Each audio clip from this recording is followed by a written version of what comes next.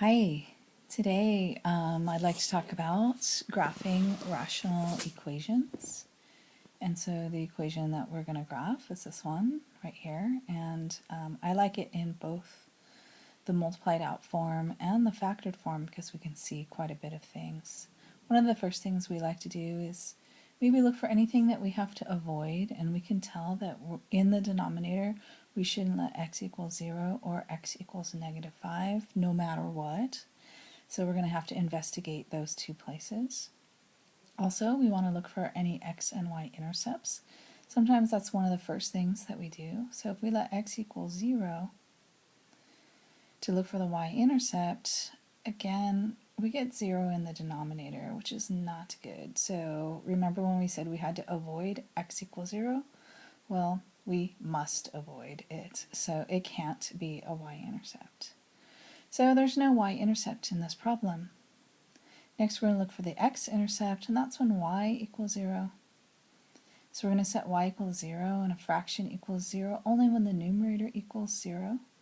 So we think we might have an intercept at x equals -2 and x equals -5, but remember we had to avoid -5. So we just have x equals -2. So we have the point -2, 0, and we do not have the point -5, 0.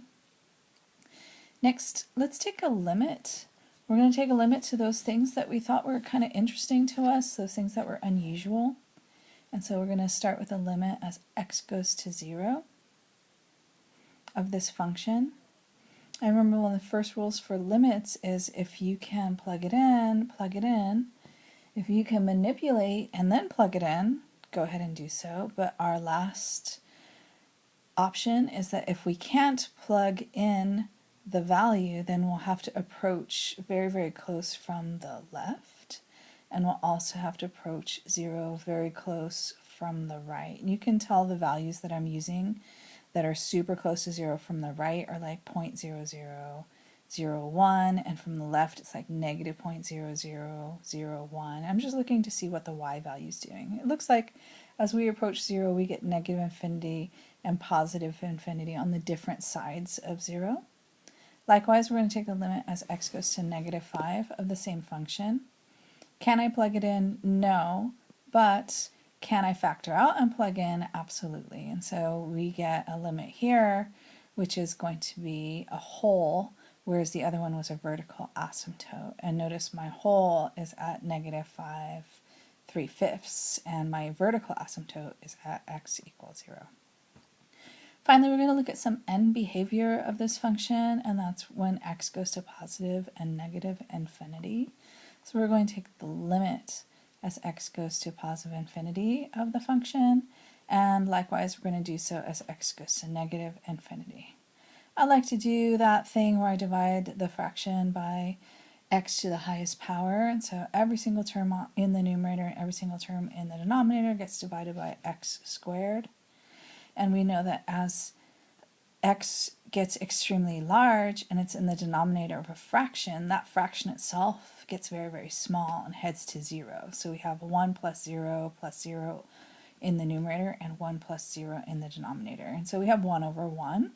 We have a horizontal limit as x goes to infinity. This graph is going to level off and try to be the y value of 1.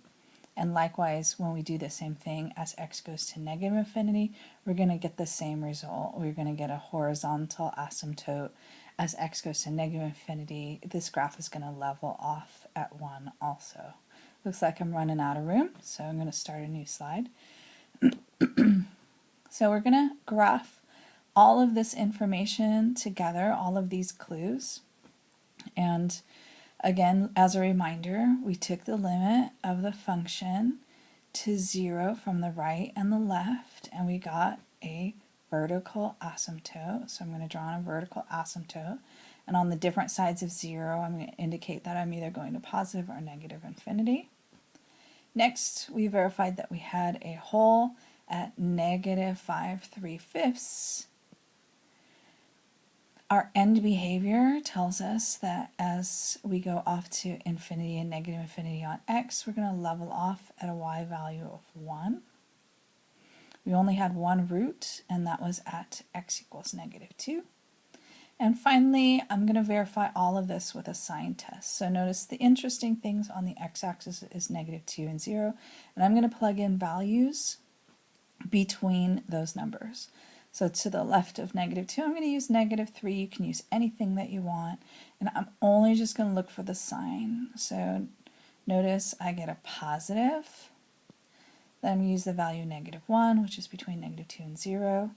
And I get a sign test of negative, and then I'm going to use +1, and I get +1, which indicates that I am graphing above, below, and above the x-axis.